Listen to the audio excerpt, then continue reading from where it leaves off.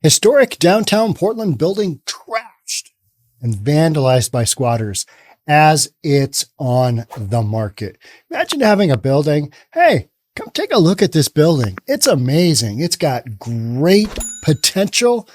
It's a diamond in the rough. I mean, you can make it so many different things because right now it's empty. Well, with the exception of, some people down in the basement and the second floor and third floor, we had a little tough time keeping this building, safe. But hey, let's go do a tour anyway. Let's take a look at this bad boy. Imagine it's exactly what a building owner in downtown Portland and their broker is experiencing. Let's get into it. Here we go. Squatters have trashed the Charles F. Berg building in Southwest Portland, making it even harder for the owner to sell. Now you've got an uphill battle in downtown Portland anyway. You've just got so many businesses that have left and street conditions are horrible. But what's super interesting is I always talk about, the upsell. I talk about taking a situation and flipping it around so there's no buyer objection. That's what you do in real estate. Market's terrible. Figure out a way to sell something by saying, hey, this is your opportunity. Towards the end of this article, I think this broker does do a good job of that. She says basically, hey, this is your buying opportunity in Portland. And you're like, yeah, well, I mean, good luck with that. But that is exactly the point in time in a market where people start to jump in and they make a crap ton of money because you know what? Everybody else is all at home going, oh, not Portland, not me. It's terrible there. It's never going to recover. It's never going to recover. Things always recover, just a matter of how long it takes and to what degree. And I think Portland will, but Portland's got some issues. That's what we're talking about today. Bloodstained walls cover a historic Southwest Portland storefront. It's just one of the many vacant buildings downtown struggling to get off the market. It's on the market. The Charles F. Berg building on Southwest Broadway and Southwest Alder Street once stood out for its avant-garde design and pure gold facade. Now, it's the latest side effect of the drug and homelessness crisis plaguing Portland. Squatters broke in and took over the 20,000 square foot space. All right, so 20,000 square feet. How big is that? It is not small. It's on the smaller side for commercial. It would have multiple, businesses would lease space within it, but it's definitely not a monstrous building by any means. The average home, a small 2-bedroom is maybe 1,000 square feet home, something like that. 2,000 square feet is a decent size single family home. So imagine that, multiply that by 10, and that's the size of the building you've got here, right? They were living here for a couple of weeks before we noticed, said Denise Brohowski. Imagine taking somebody on a tour and open up a door and you're like, hey, how are you? Somebody's in there with a needle just going for it. Like, what's going on in here? They were living here for a couple of weeks before we noticed, Denise Brohowski, owner of Commercial Real Estate Northwest and the broker behind the listing. Brohowski told took a KGW crew through the building to show the damage and destruction caused by the squatters. The basement was hit the hardest. So this room was completely cleaned and empty. The entire building was completely spotless, ready for tours and showings. But they were obviously doing drugs throughout, she said. I mean, why wouldn't they? They got, the world's their oyster. They got a secure building that they can, have figured out how to lock up, get into and lock up. Just go in there and go ham. I mean, you're homeless. You could care less. It's Portland. Anything goes. Cheap drugs? You betcha. You get busted for drugs? Who cares? Not even illegal. She said, gesturing to piles of dirty clothes, leftover drug paraphernalia, old food, and feces. We always come down to feces, don't we? Just some of the destruction scattered throughout the 4-story building. You can see how each of them kind of chose a bedroom, she said, referring to the empty offices. You get that one. I get the big master suite over here. Oh, we're not supposed to say master anymore because that's, racist. I get the primary bedroom over here. Just so many years of saying one thing, and then all of a sudden, no, you can't say that. Oh no, you can't mention that. It's like, okay, where's my magic decoder ring of what I can and can't say? Because I need that in my life, because I don't even know what I'm supposed to say. Just don't say anything, right? That's what you feel like when you're a white male at age 54. What can I say? What can I ask? There's nobody. Historic downtown Portland building vandalized. Yep. The building has been on the market for a few years. The current owner purchased it back in 2019. He's asking for $3.75 million. We've got a 30% vacancy rate. That is for Portland in general, is what the broker's talking about. This building, it sounds like, is 100% vacant. It changes these buildings in that no one is here to take care of them. I feel empathy for the building owner, but he has already lost $1 million on this, and he's probably going to lose another $1 million before it's all said and done, said Brohosky. So you've got a building that all of the companies have moved out of. It's in a tough area of downtown Portland. It's got no revenue coming in. He's lowered the price. He's already, upside down $1 million. And what she is hinting at is that it's probably going to take another $1 million drop to get the deal done. It's going to lose $2 million on the sale of one building. All right. But that's what happens in commercial. I mean, and particularly in a city like Portland that's been so hard hit. Portland, San Francisco, LA, areas of LA have all had areas that have just been designated, well, this is a free-for-all zone. This is in kind of one of those areas. It's a sketchy part. And Portland is so much smaller in scale than San Francisco or LA, or even Seattle to some extent. So you've got these buildings that are just in this kind of no man's land, other than, the drug dealers doing their thing. And then the drug addicts who are going to break into this building. And you know what? They're always looking for a place to stay. Why not crash inside of a commercial office building? The plumbing's, I guarantee you, the water is still turned on. You've got restrooms in there, because they're not going to have water turned off to a commercial structure that size, would be my best guess. Repairing all the damage will be costly as well.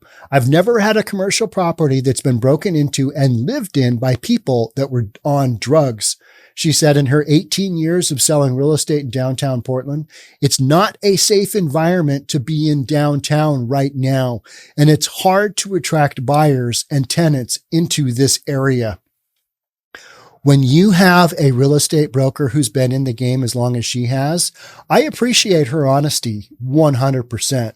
It's not a safe environment to be in downtown right now. That's tough, because you are basically saying, hey, point blank, it's a no-go. But buy this building, spend $3 million and buy this building, because your upside, it's to the moon, right? And it's hard to attract buyers and tenants into this area. Last guy that owned this, there was a bunch of homeless drug addicts living in it, and they wrecked it, but they fixed it all up, and that probably won't happen to you and, your new ownership. But hey, thanks for spending a couple $1 million on this building, because God, it's off of our hands now, and the seller can move on with his life. What a nightmare this seller experienced. Yeah, it's tough to attract buyers to that, right? And tenants? Ignore the street conditions outside, and, police aren't going to go down too often down in front of your building, but, every now and then they'll, give you a drive by. They're not going to stop, but hey, they got other things they got to do. You and your commercial building are kind of on your own. That's what this broker is stating, right? The smell of urine inside the building was so strong, one could almost taste it. You ever been in a place like that? I appraised so many places like that. You roll up on the front porch and somebody will, open the door, and 3 dogs will run out. They'll run into the yard, and they'll say, hey, if you go into the backyard, watch out for all the dogs' little landmines. They could be anywhere. And famous last words of dog owners, they won't bite. Yeah. Literally had that told to me twice. Yeah. Got bitten both times by little yippy dogs. They're the worst. They're the ones that always bite you. One bit me on the heel. One jumped up and grabbed me on my inner thigh, literally grabbed a hold. And I'm standing there with my clipboard, my measuring tape, and my camera looking at the dog like this. And eventually I just went, whoosh, got the little yipper off. But man, that was terrifying. That was close to the family jewels. Not good. But, you roll up to these homes and you smell them, and you even just from the front door, you're like, oh, this is going to be a long inspection, even though you're only in the home for, half an hour, 45 minutes, something like that. You can you can taste it. Or carpets that you rip out, from a house that's been a rental for many years, and it's like crystallized with urine. Ugh, not good. Yeah, not good. Smell of urine inside the building. You could taste it. Given the state of the building, they're hiring a biohazard team to clean it. Is that necessary? I don't think so, but I'm also a little bit more aggressive when it comes to that kind of thing. Brahowski pointed out a loaded syringe needle on the second floor laying on the ground of another office turned bedroom. I mean, as you do. Loaded syringe, though it was ready to go. It had stuff in it. Somebody leave a little something behind. Late last month, Portland police raided the building at the request of the property owner. Could you go crash through my building and boot anybody out? Who wants to do that? I mean, that's when you're at your wit's end, right? Just go through and get out the riffraff. And they arrested 9 people for trespassing and outstanding warrants. Police also seized body armor, a bandolier of bullets, and a stolen wallet during the search. Brahowski remained cautious as she walked to the building. It makes me afraid that somebody's still in here, because they might be, right? She said while trying to open a locked door. It's a big building, and there are doors that are locked in here that I can't get into, and I don't know where they are. On the 3rd floor, squatters removed copper pipes from the water heater, causing flooding that damaged the 2nd floor ceiling tiles. That sucks. I mean, just zero respect. But that's what we know, that's what we know the homeless do. And that's what we know the drug addicted homeless do. So, if you've got politicians within your city that accept this kind of thing, as a commercial owner of real estate, this is something that you may have to deal with at some point during your ownership. Now, the vast majority of cities throughout the United States don't have this kind of nonsense going on, but a bunch sure do. In Portland, I found this article interesting from the standpoint of real estate being caught up in the street conditions, right? We always talk about street conditions, which just means people are, doing crazy drugs, open air drug market, human fecal matter on the sidewalk, a lot of stores closed down, a lot of for lease signs, that kind of thing. Talk about that. And we've recently talked about residential home that's not selling. We talked about the fact that there was a homeless encampment across the street conditions in downtown Portland right now. It's a tough sell.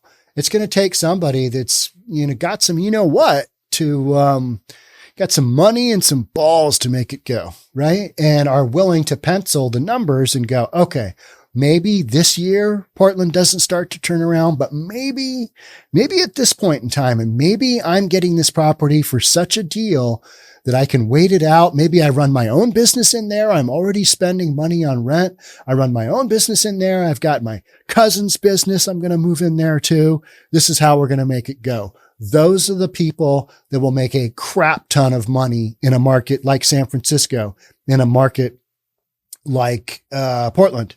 Seattle's market, it never dropped because we never let it get as bad as this.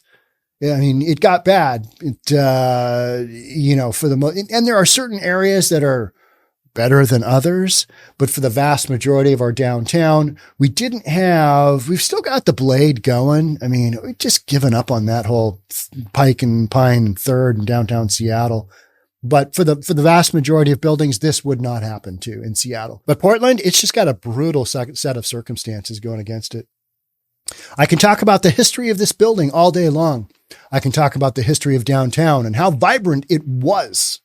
Emphasis on was, and how it's changed, and it will change again. It will get better, she said. I believe that to be true.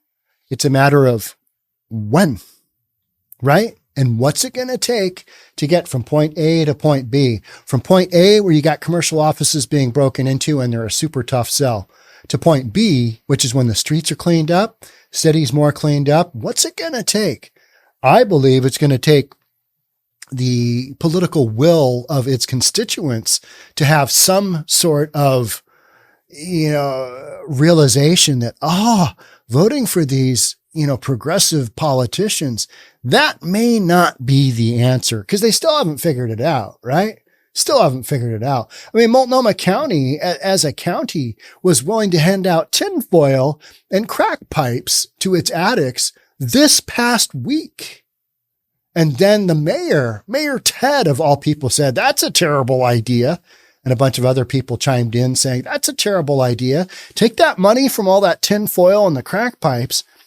Let's put it into treatment centers. Let's put it into something really substantial that can help these addicts out instead of just enabling their behavior. We've still got scenarios like that going on in Portland. So till you work your way through that kind of just mental insanity, you're not going to clean this up. Opportunities for days. How about that as far as real estate goes? You're also trying to judge, all right, if I jump in here, is the market going to drop to here, or does the market drop down to here and I bought up here? Those are all things that, you got to take into consideration. And if you're laying down a couple $1,000,000 and you've got exposure from the standpoint of you're going to own this office building, you got a bunch of nut jobs running around that there's been a proven history of them breaking into your building. Those are all things that you're going to, pencil into your bottom line and go, all right, I want to buy it for this. And so that's why I think that broker is saying, I could lose up to a couple $1,000,000. So you can talk about how vibrant it was and how it's changed and how it will change again. It will get better, she said. Yes, but so much has to take place before that happens. And the bottom line is the people living in Portland, they're going to have to vote a slightly different direction in order to make any of this really go. And I'm not sure that's happening anytime soon. I think there's going to have to be more pain. There's going to have to be more realization of, this type of policy just doesn't work in the real world. And that's decriminalizing drugs and decriminalizing crime. And, open air drugs are okay. And shooting up everywhere is okay. And tents everywhere is okay. And we're at that point where things are starting, the conversations are starting to happen. And ain't going to change things overnight, right? That is an opportunistic market right now, is what the broker is saying. And it really is the time to buy right now. But other than that, there's no smoke and mirrors. It just is what it is. All right. I appreciate that. Okay. You got a building that has an opportunity to be purchased at a song. Rental market, not real great. You got 30% vacancy throughout the city. So if you want to rent out your space, you're going to have to drop it to that common denominator of whatever the cheapest is out there. Because tenants are going to go to that cheap. They might go a little bit above that, but you can't be way above that and have just, an average commercial office space and expect it to rent. It won't if you've got all this competition. The law of substitution says that, right? And it says, if I can buy this and substitute it with this, which is cheaper, why wouldn't I do that? Well, you would, and you do. The building was swept again Wednesday, and a locksmith came out to repair the broken locks. Yeah. Not good. Not good. You hear of these stories every now and then, but you're typically not going to hear about them in a city like Portland. But Portland right now is rife with that kind of thing. I know there's a bunch of buildings on the market. I've been sent a number of addresses, and I am following up on some of those. But here's the bottom line. This is to be expected, right? This type of uphill battle for brokers to sell not only homes, but commercial properties. It's a battle. Like the woman says, Brohosky says, it is what it is. Here's what you get. And the beauty of that is that you don't have to dig through a whole bunch of documents to figure it out. You don't have to figure out, there was a double homicide in this property back in 72. You don't have to go through that. You just kind of roll up to the building and go, all right. Look down the street, look down the other way, look at the sidewalk and go, holy cow, where are we? We are not in Kansas anymore, Toto. So these are not tough things to figure out. There's no smoke and mirrors. It is what it is. And I think you're going to see a ton more of this because the influences that are preventing this real estate from being sold, preventing tenants from wanting to be in this area, from preventing employers from sending their employees into the downtown core, from preventing other businesses coming into the downtown core to support all the businesses in the big high rises. That is not there. That turn is not there yet. We're talking about some things, but how much talking and reimagining and rethinking have we done since the pandemic? A lot.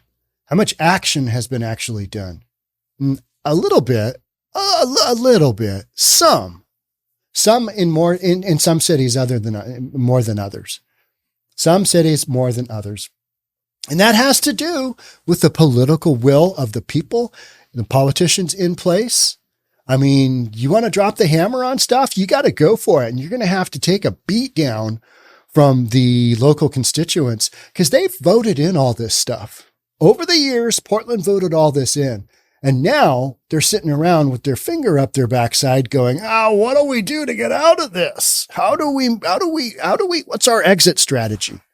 Well, like this broker said, it will turn around, but it's going to be a long time. And it's going to take the will of the people, which I don't think is there. I really don't. And the politicians who are, voted in by the will of the folks. I don't see this changing anytime soon. That means if you're a commercial real estate investor, maybe Portland's something you need to look at. Put that on your long-term radar. I know a lot of folks already are. Because, at the bottom, when it looks the absolute worst, the darkest hour, 2010, 2011, when you got 4 out of 5 homes in the cul-de-sac, either vacant or in the process of short sale or have been foreclosed and nobody's buying them up. What are those homes worth now? Yeah. You see where I'm going with that. And it's true. People made a killing buying in the low cycle of the Great Recession, 2008, right? Same thing will happen with commercial. But with the whole work from home thing, that's another factor. And the way that we shop now, that's another factor. You've got some uphill battle that I think extends out that time frame further than anybody willing to jump in and buy this building and go, all right, we're off to the races right now. We're going to turn things around. But it'll happen. One building owner will, buy at a massive discount, figure it out. Other people will get the idea. Other owners will say, I'm out of here. I'm done. Let me out. I got to lose $2 million. That's fine. I got 20 million in equity. I got all these other buildings. I need this one building out of my portfolio. Get it sold. And that's why she's saying, maybe it's a couple million when they're all said and done. By the time they reduce that price, get it sold, get an offer, building inspection comes up. Well, we need another hazmat team down in the basement because, we found levels of biohazard material down there that is not good. You get through all that stuff and maybe this current owner loses a couple $1 million, but gets it off their books. That's bottom line, right? All right. So interesting property in Portland, but this is going on all over. Anywhere where you've got this story in your downtown core, this is what you got. You got drugs, you got homelessness, you got, massive vacancy rates. This is what you're dealing with right now. All right. That's it for me on this one. Thanks so much for being here. As these properties pop up, send them to me. There's an email and address in the link, or you can go to our Discord channel, Reasonable Plus. I post all of the storylines there. You can post them there too and say, hey, Sean, check this one out. You can do that all day long. Thanks again for being here. I will catch up with you in the next one. Bye for now.